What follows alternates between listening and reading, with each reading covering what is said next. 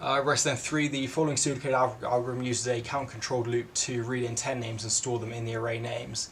Right, so obviously for count 1 to 10, right, just a simple for loop. Right, then the output, please enter a name, right, input name, and then while they, okay, right, so then actually they take that name string, and then they just kind of input that into the array index. Yeah, to be honest, you could actually do that without inputting into the temporary string variable there. Right then, well, of course, just next count. Right, so we want to rewrite the algorithm in pseudocode using a right, condition-controlled loop instead of a count-controlled loop. So I think what I'm going to do, I'm just going to open up the pseudocode app and then I'm just going to write it in there and we can of course test it. Okay, so I've gone ahead and just declared the variables we need, right, same as the question. Yeah, I've also copied the code they had just so we can, copy the same messages, etc. Right, copy the same format. So I think first, well, let's just go and do it using a while loop, and I think then I'll just demonstrate using a repeat until loop as well.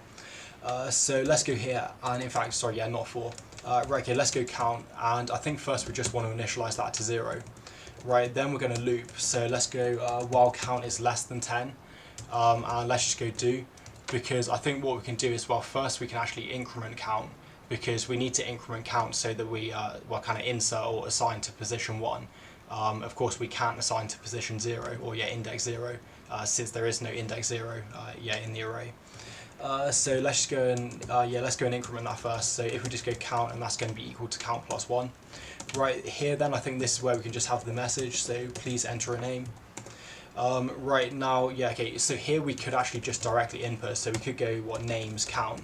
However, I guess if we keep it the same style as this, because maybe they actually give you a mark for inputting separately.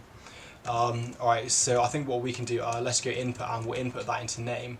And then what we can do is now we'll just assign this name. Okay, right, so we'll assign the name to the current count, or the names array at the current count index. Then I think if we go end while, and that should work. I think what I'm going to do, well, let's just go ahead and just loop out. Okay, right, so I think here we can just go count, just sort of reuse that. Let's go 1 to 10. And in fact, I think what I might do, I might make this just 3, just so it's easier to test. Although of course the logic is still going to be the same. Right then, if we just go names, and then let's just go count. Right then, let's go next count, and hopefully this will work. So let's go A, let's go B and C. Okay, right. So here we just get A, B, C. Right, that seems to be working. Right, I think then let's try doing it using a repeat until. Since they said use a conditional loop, right? Therefore, we can either use a while or we can use a repeat until. So let's just go here, repeat, and the condition, right, let's go until. And I guess what we want to go until the count is equal to 3. And that should be fine. So let's just test that again. Let's just go ABC again. And again we get ABC. Alright, so hopefully that's not too difficult.